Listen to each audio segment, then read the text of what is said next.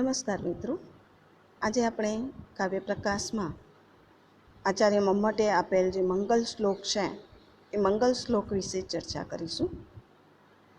સંસ્કૃત સાહિત્યકારોના શિષ્ટાચાર મુજબ કાવ્ય પ્રકાશનો પ્રારંભ પણ મંગલાચરણથી થાય છે. લેખક પોતાના ગ્રંથમાં ગ્રંથ વિષયને સમુચિત પોતાના ઈષ્ટ દેવતાને પ્રણામ કરે છે.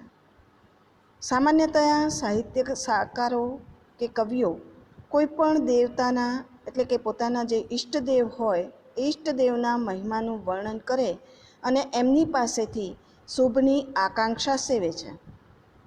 આચાર્ય મમ્મટ કાવ્યપ્રકાશના પ્રારંભમાં કવિવાણીને વંદે છે. કાવ્યપ્રકાશનું મંગલાચરણ ગતાનુગતિક પ્રકારનું નથી. એમાં એક પ્રકારની તાજગી છે, વિશિષ્ટતા છે. આચાર્ય મમ્મટ એક સંનિષ્ઠ સાહિત્ય વિવેચક અને સહૃદય ભાવક છે. એટલે કવિકર્મના મહત્ત્વને ખૂબ જ સારી રીતે સમજી શક્યા છે અને એટલે જ પ્રારંભમાં કાવ્ય સર્જનની પ્રક્રિયામાં રહેલા અનન્ય મહત્ત્વને તેમણે અંજલિ આપ્યા સિવાય તેઓ રહી શક્યા નથી. વ્યતિરેક અલંકારમાં એમણે અનુપમ સૃષ્ટિની રચના કરનાર કવિવાણીની ભવ્ય વંદના કરી છે. એક રીતે તો એ કવિકર્મનું ગૌરવ કરનારો લઘુ દસ્તાવેજ જ છે. પ્રાચીન કાળથી જ આપણે કવિનું ગૌરવ કરવામાં આવ્યું છે. કવિને ઋષિ કહીને આપણા પ્રાચીનોએ એમની અનન્ય મહત્તા વ્યક્ત કરી છે. કવિ પોતાની ક્રાંત દ્રષ્ટિથી એક અલૌકિક જગતનું સર્જન કરે છે. કવિ પોતાના કાવ્ય, નાટક, કથા કે બીજા કોઈ પણ સાહિત્યિક પ્રબંધમાં એક જગતનું એ સર્જન કરે છે. એના જે પાત્રો છે એ પાત્રો એનું માનવ સર્જન છે, એના માનસમાંથી સર્જાયેલા છે અને તેથી એ એના સંતાનો છે. સૃષ્ટિ સર્જનની આ પ્રક્રિયાને સ્વાભાવિક રીતે જ બ્રહ્માના સર્જન સાથે સરખાવવાનું મન થાય. આચાર્ય મમ્મટે એ બંનેની માત્ર સરખામણી જ નથી કરી, પરંતુ બ્રહ્મ નિર્મિતિ કરતાં કવિ નિર્મિતિની ઉત્કૃષ્ટતા પણ એમણે સિદ્ધ કરી છે. સૌપ્રથમ આપણે એમણે આપેલો મંગલ શ્લોક જોઈએ. એમનો મંગલ શ્લોક આ પ્રમાણે છે: નિયતિકૃત નિયમરહિતામ હલાદૈકમયી અનન્ય પરતંત્રામ નવરસ રુચિરામ નિર્મિતિમ આદધતી ભારતી કવેર જયતી. આ જે મંગલ શ્લોક છે એ મંગલ શ્લોકમાં એમણે જે વિશેષણો આપ્યા છે એ કવિની નિર્મિતિના એટલે કે કવિની વાણીના વિશેષણો એમણે આપ્યા છે અને એનાથી ઉલટી બ્રહ્માની સૃષ્ટિ છે. સૌપ્રથમ આપણે એમના 4 વિશેષણો એમણે કવિની સૃષ્ટિના કવિની વાણીના આપ્યા છે એ ટૂંકમાં જોઈએ તો નિયતિકૃત નિયમરહિતામ. કવિની સૃષ્ટિ કેવી છે? તો નિયતિકૃત નિયમરહિતામ, નિયતિએ સર્જેલા નિયમોથી રહિત. બીજું હલાદૈકમય એટલે કે માત્ર આનંદમય છે. ત્રીજું વિશેષણ આપ્યું છે અનન્ય પરતંત્રામ, અનન્ય પરતંત્રામ, બીજાને પરતંત્ર નહીં એવી એટલે કે બધાથી જ સ્વતંત્ર. અને ચોથું વિશેષણ આપ્યું છે નવરસ રુચિરામ, નવરસથી મનોહર.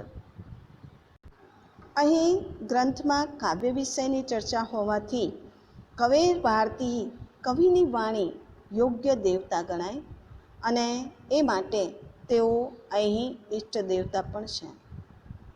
આચાર્ય મમ્મટ સુયોગ્ય રીતે જ કવિની વાણી એટલે કે કાવ્યનું સ્મરણ કરે છે. તેઓ કાવ્ય એટલે કે પોતાની જે અધિષ્ઠાત્રી દેવી સરસ્વતી છે એનો જય જયકાર કરે છે. આચાર્ય મમ્મટ અન્ય કવિઓ કે લેખકોની જેમ પોતાના ઈષ્ટદેવની પ્રશંસા કરી આરાધના કરી પોતાના શુભ અને કલ્યાણની કામના કરતા નથી, પરંતુ બ્રહ્માની સૃષ્ટિ ઉપર કવિની સૃષ્ટિના વિજયની તેઓ ધજા ફરકાવે છે. બ્રહ્મણ નિર્મિતિ અને કવિ નિર્મિતિ એ બંને વચ્ચે સરખામણી કરીને કવિ નિર્મિતિને તેઓ વધારે સારી, ઉચ્ચ સિદ્ધ કરે છે. કવિ કર્મ, કવિ વાણીનો તેઓ મહિમા ગાય છે, પરંતુ સ્વકલ્યાણ માટેની કોઈ કામના એમણે પ્રગટ કરી નથી. આ મંગલ શ્લોક વડે તેઓ સાહિત્ય જગતના એક મનોરમ સિદ્ધાંતને પણ સચોટ રીતે વ્યક્ત કરે છે. બ્રહ્માની સૃષ્ટિની અપેક્ષાએ કવિની સૃષ્ટિ કઈ રીતે ઉત્કૃષ્ટ, આહ્લાદક અને મહિમાવંતી છે એ બાબતમાં પોતે જ પોતાની વૃત્તિમાં વિસ્તારથી સમજાવવાનો પ્રયત્ન કર્યો છે. તો બ્રહ્માના સર્જનની જે 4 લાક્ષણિકતાઓ છે એ 4 લાક્ષણિકતાઓ સાથે કવિના સર્જનની 4 વિશેષતાઓનો ભેદ રજૂ કરીને તેઓએ કવિની જે સૃષ્ટિ છે એને ચડિયાતી સિદ્ધ કરી છે, જે આ મુજબ છે. આપણે એક પછી એક વિશેષણો લઈને એની ચર્ચા કરીશું. પહેલું વિશેષણ છે કવિની સૃષ્ટિનું નિયતિકૃત નિયમરહિતા. નિયતિ એ સર્જેલા જે નિયમો છે એ નિયમોથી કવિની જે સૃષ્ટિ છે એ સૃષ્ટિ રહિત છે. બ્રહ્માજીની જે સૃષ્ટિ છે એ બ્રહ્માજીની સૃષ્ટિ નિયતિના નિયમોથી બદ્ધ હોય છે. બ્રહ્મા જ્યારે સૃષ્ટિનું સર્જન કરવા બેસે છે ત્યારે તેમણે નિયતિએ જે નિયમ કરેલા છે એ નિયમોના પરિમાણોમાં જ પોતાના સર્જનને ગોઠવવું પડે છે. નિયતિ અર્થાત વિધિ અને પ્રકૃતિ. નિયતિ ખલુ બલવતી એ ઉક્તિમાં નિયતિના પ્રાબલ્યની વાત અત્યંત લાઘવથી કહેવાય છે. બ્રહ્માના વિશાળ જગતમાં એના પ્રારંભકાળથી જ ઋતુના એટલે કે નિયતિના જે નિયમો છે એ પ્રવર્તમાન છે. ઋતુને સત્ય કહી આપણે એનું ગૌરવ કર્યું છે. સૂર્ય ઋતુકાળ પ્રમાણે નિયત સમયે ઉગે અને આથમે છે. ઋતુઓનું ચક્ર એના નિયમ પ્રમાણે અહર્નિશ ચાલ્યા કરે છે. ચંદ્ર, તારા, બીજા નક્ષત્રોની ગતિ પણ નિશ્ચિત છે. પ્રાણી, પશુ, પંખી વગેરેનો વ્યવહાર પણ એક નિશ્ચિત ક્રમમાં ગોઠવાયેલો છે. દ્રઢમૂળ થયેલા પ્રકૃતિના જે નિયમો છે એ નિયમોને ઉવેખવાનું બ્રહ્માને માટે પણ શક્ય નથી. વળી દેવે દરેક નાના મોટા જીવજંતુની કે સ્થાવર જંગમ પદાર્થોની એક અવધિ નક્કી કરેલી છે. એમનો જન્મ અને એમનો નિવાસ અને એમનું મૃત્યુ એ વિધિના એ નિશ્ચિત કરેલા જે ઘટકો છે એના અનુસાર ચાલે છે.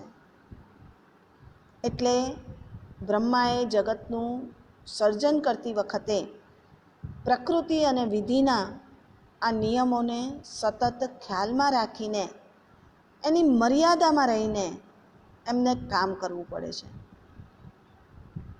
સામે પક્ષે જોઈએ તો કવિ માટે આવી કોઈ સીમિત મર્યાદા નથી. કવિ આવી કોઈ સીમિત મર્યાદામાં કામ કરતો નથી. નિરંકુશાહ કવયઃ એમ કહીને એમની જે કલ્પના શક્તિ છે એને વિહરવા માટે મોકળું મેદાન આપવામાં આવ્યું છે. કહેવાય છે કે જ્યાં ન પહોંચે રવિ ત્યાં પહોંચે કવિ. આ જે પ્રચલિત લોકોક્તિ છે એ કવિના આ જે વિશિષ્ટ અધિકારો છે એનો જ નિર્દેશ કરે છે. કવિઓ ક્રાંતદર્શી હોય છે. એમની ઉત્ક્રાંત દ્રષ્ટિથી તેઓ પદાર્થના અગોચર તત્વને કે કાળના ગર્ભમાં સમાયેલી જે વિગતો છે એને જોઈ શકે છે. કવિ પોતાના આ લોકોત્તર દર્શનને અક્ષરદેર આપવા બેસે છે ત્યારે જગતના ઘણા બધા પ્રવર્તમાન જે નિયમો છે, જે રૂઢિઓ છે, એને પણ એ તોડી નાખે છે. દાખલા તરીકે પ્રિયતમાના મુખ અને કમળ વચ્ચે તાદાત્મ્ય એ કેળવી શકે છે. મુખને ચંદ્ર કવિ કહી શકે છે, તો એ જ કવિ આકાશને કાજળ વરસાવતું કહી શકે છે. અંધકારને સોય ભોકી શકાય એવો ગાઢ વર્ણવી શકે છે અને ઘડો ભરીને લઈ જવાતી ચાંદનીનું પણ વર્ણન એ કરી શકે છે. તો સાથે સાથે કમળનું પુષ્પ કે જે વાસ્તવમાં સરોવરના બંધિયાર પાણીમાં ઉગે છે, એવા બંધિયાર પાણીમાં ઉગતા સરોવરના કમળને કવિ ગંગાના ધસમસતા પ્રવાહમાં ઉગાડી શકે છે, અને એ પણ સુવર્ણનું કમળ. ચાંદનીને ઘડો ભરીને લઈ જવાથી કવિ વર્ણવી શકે. હાથીના ગંડસ્થલમાં મોતીની ખાણ એ દર્શાવી શકે. ને સુંદરીના વર્ણનમાં એ નેત્રે કર્ણાંત વિશ્રાંતે એમ પણ કહી શકે. તો કોઈ ઋતુના પુષ્પને બીજી ઋતુમાં ઉગતું પણ કવિ દર્શાવી શકે છે. જે વૃક્ષો ફળ આપતા નથી, વંધ્ય છે, એવા વૃક્ષોને ફળદાયી, અને ફળદાયી વૃક્ષો હોય એને વંધ્ય પણ કવિ વર્ણવી શકે છે. એમાં જરાય ખચકાટ અનુભવતો નથી. આમ કવિની જે વાણી છે એ આકાશ, પાતાળ કે પૃથ્વીમાં લીલાપૂર્વક એ વિહરે છે. એને નથી કોઈ આદિ કે નથી કોઈ અંત. કવિની વાણીને નથી કોઈ બંધન કે નથી કોઈ પરિમાણ. અહીં આપણને આચાર્ય આનંદવર્ધનનું કથન યાદ આવી જાય છે કે અપારે કાવ્ય સંસારે કવિરેક પ્રજાપતિ યથાસ્મૈ રોચતે વિશ્વમ તથા ઇદમ પરિવર્તતે. કવિ જળ સૃષ્ટિમાં માનવ ભાવ અને માનવીમાં જડતા પણ લાવી શકે છે. સીતા ત્યાગ સમયે વનમાં પણ રુદન કરાવે અને જીવંત પ્રાણી લઈ જાય એ સંદેશો ધૂમ, સલીલ, જ્યોતિ અને મરુતના બનેલા જે વાદળો છે એના દ્વારા મોકલાવે છે. અને આંખ ખુલ્લી હોવા છતાં કામાંધો નૈવ પશ્યતિ એમ કવિ કહી શકે છે. જ્યારે બ્રહ્માજી આવું કહી શકતા નથી કે કરી શકતા નથી. આમ બ્રહ્માની સૃષ્ટિ નિયતિકૃત નિયમ સહિતામ છે, જ્યારે કવિની જે સૃષ્ટિ છે એ કવિની સૃષ્ટિ નિયતિકૃત નિયમ રહિતામ છે. આમ છતાં આપણે એ બાબત તો નોંધવી જ જોઈએ કે જ્યારે કવિઓ નિરંકુશ છે એમ આપણે કહીએ છીએ, ત્યારે આપણે એમ નથી કહેવા માગતા કે કવિઓનું સર્જન અતંત્ર કે અવ્યવસ્થિત છે. કવિઓને માટે પણ કવિઓએ પોતે ઊભા કરેલા કેટલાક નિયમો છે, જેને આપણે કવિ સંકેત કે કવિ સમય તરીકે ઓળખીએ છીએ. માત્ર આપણે એટલું જ કહેવા માંગીએ છીએ અહીંયા કે કવિઓની જે કલ્પના છે એ મુક્ત રીતે વિહરી શકે છે, એને વાસ્તવિકતાનો સ્પર્શ અચૂક હોય છે. કવિ માત્ર એ વાસ્તવિકતાને અલૌકિક સ્વરૂપ આપે છે. સંસ્કૃત અલંકારિકોમાં આચાર્ય કુંતક કવિકર્મની આ જે અગત્યતા છે એની તરફ નિર્દેશ કરે છે અને કહે છે કે કવિઓ જે પદાર્થો વર્ણવે છે એ ક્યાંક અસ્તિત્વમાં નથી હોતા એમ નહીં, પણ માત્ર અસ્તિત્વ ધરાવતા જે પદાર્થો છે એને કોઈક એવો અતિશય અર્પે છે કે જેથી તે સહૃદયના મનને હરી લે એવી રમણીયતા ધારણ કરે છે. આ અતિશય એટલે શું? તો પદાર્થો અનેકવિધ ધર્મો ધરાવે છે, એમાંથી સહૃદયને આહ્લાદ આપનાર ધર્મ કવિ પ્રગટ કરે છે અને પરસ્પર અન્વય વગેરે સંબંધથી એનું નવીન પ્રકારે નિબંધન કરે છે એને અતિશય કહેવાય. ટૂંકમાં કવિની જે વાણી છે એ નિયતિકૃત નિયમ રહિતા છે. એમ કહેવાનો અર્થ એવો નથી કે કવિ વારે વારે નિયતિના નિયમોની અવગણના કરે છે. એનો અર્થ તો એટલો જ છે કે પદાર્થના અલૌકિક સ્વરૂપનું દર્શન કરાવવામાં કવિને કોઈ બાબત પ્રત્યવાય રૂપ બનતી નથી. આત્યંતિક રીતે તો કવિની જે વિશિષ્ટતા, બ્રહ્માના સર્જનમાં દેખાતી જે અપૂર્ણતા છે એને દૂર કરીને એના અગોચર રસ રહસ્યને પ્રગટ કરવાની હોય છે. કવિની સૃષ્ટિનું બીજું વિશેષણ છે આહ્લાદિકમય. કવિની જે સૃષ્ટિ છે માત્ર આનંદમય છે.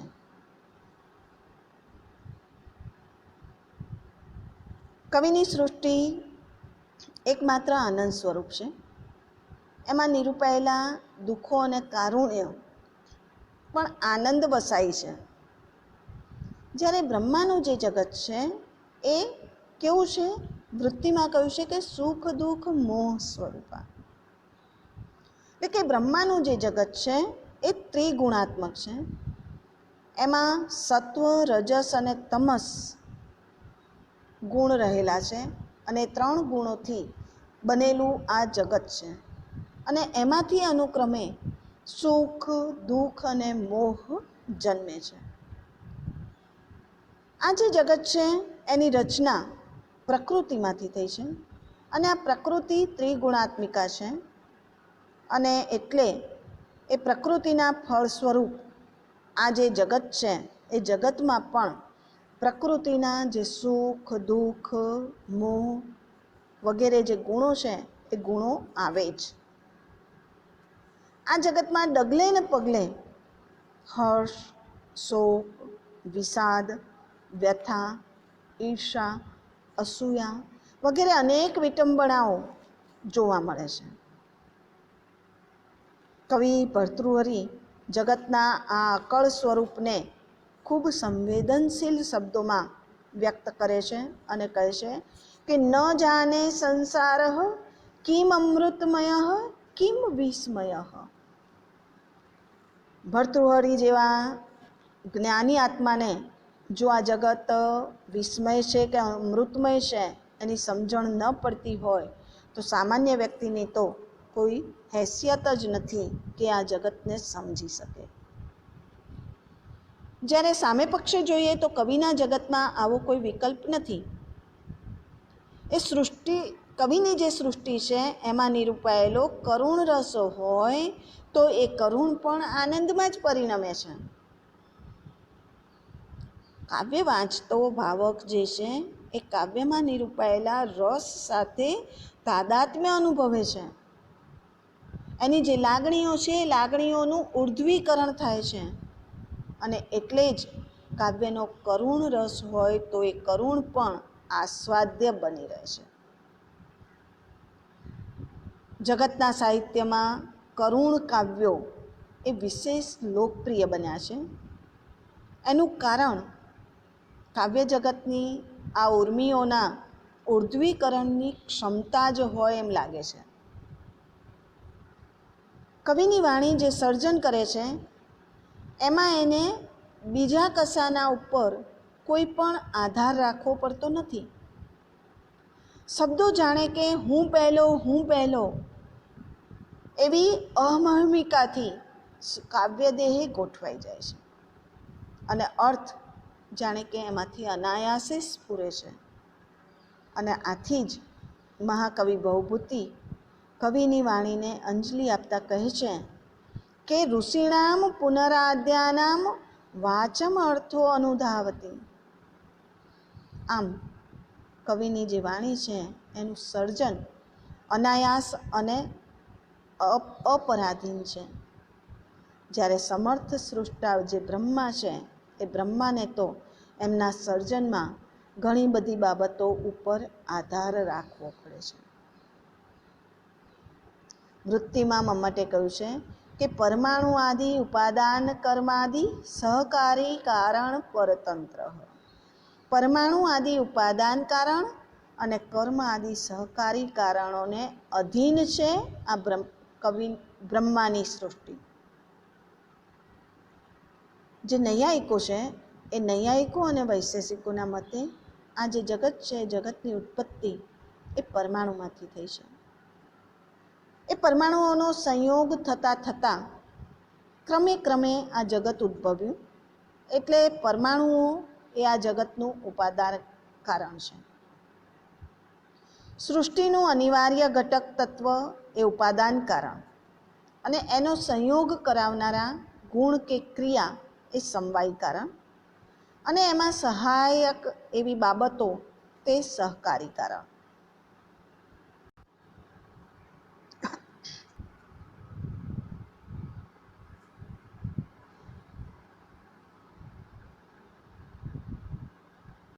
કવિની સૃષ્ટિનું ચોથું વિશેષણ છે નવરસ રુચિરામ.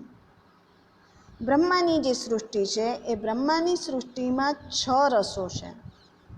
કયા કયા? અહીંયા કહ્યું છે વૃત્તિમાં ષડરસા ન ચ હૃદયતૈઃ.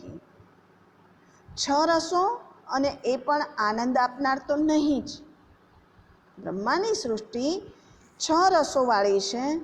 એ 6 રસો છે પરંતુ એ બધા આનંદ આપનારા નથી. 6 રસો આ પ્રમાણે છે બ્રહ્માની સૃષ્ટિના: મધુર, અમ્લ, લવણ, કટુ, કસાય અને તિક્ત. એમાંથી કટુ કડવો અને કસાય તુરો જે રસ છે એ બંને રસ એ બધાને જ લગભગ અરુચિકર છે. મધુર વગેરે જે બાકીના રસો છે એ મધુર વગેરે રસો પણ આહ્લાદક છે, પરંતુ આહ્લાદક હોવા છતાં પણ એ જો મર્યાદામાં હોય, પ્રમાણસર હોય તો જે આનંદ આપે છે. પરંતુ જો એનું પ્રમાણ વધી જાય, એનું આધિક્ય થઈ જાય તો એ આનંદ આપવાને બદલે એ અપ્રિય થઈ પડે છે.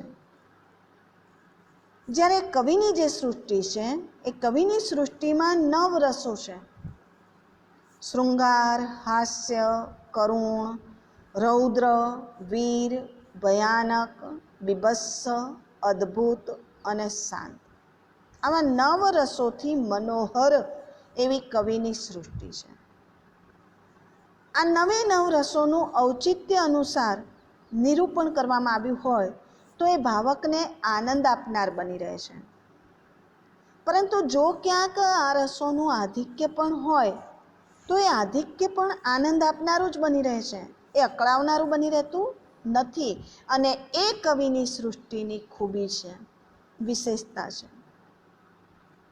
અને આગળ જોઈએ પ્રમાણે બ્રહ્માની જે સૃષ્ટિ છે એ બ્રહ્માની સૃષ્ટિ 6 રસોથી ભરેલી છે. 6 રસો છે અને એ પણ બધા કેવા છે? ન ચ હૃદય, એ બધા આનંદ આપનારા નથી. અને આનંદ આપનારા જે રસો છે એનું આધિક્ય હોય તો એ આધિક્ય પણ અપ્રિય બની રહે છે. એટલે આ રીતે જોઈએ તો કવિનું જે જગત છે, જગત કવિની જે સૃષ્ટિ છે એ રસની સંખ્યા અને ગુણવત્તા એમ બંને બાબતમાં બ્રહ્માની સૃષ્ટિ કરતાં ઉત્કૃષ્ટ છે, ચડિયાતી છે. ટૂંકમાં કવિની જે સૃષ્ટિ છે, કવિની સૃષ્ટિ બ્રહ્માની સૃષ્ટિ કરતાં વધારે શ્રેષ્ઠ છે, ઉત્તમ છે અને એટલા માટે એ વિજય પામે છે.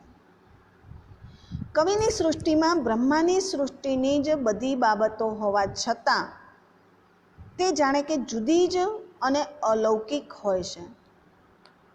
સાહિત્ય એ જીવનનું પ્રતિબિંબ હોવા છતાં તેનાથી વિલક્ષણ, વિશેષ અને ચમત્કારીપૂર્ણ હોય છે.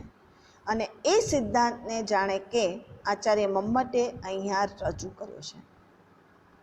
આમ અનેક બાબતોમાં ચડિયાતી એવી કવિ સૃષ્ટિને જન્મ આપનારી કવિની જે વાણી છે એ ચોક્કસ સૌના આદરને પાત્ર છે.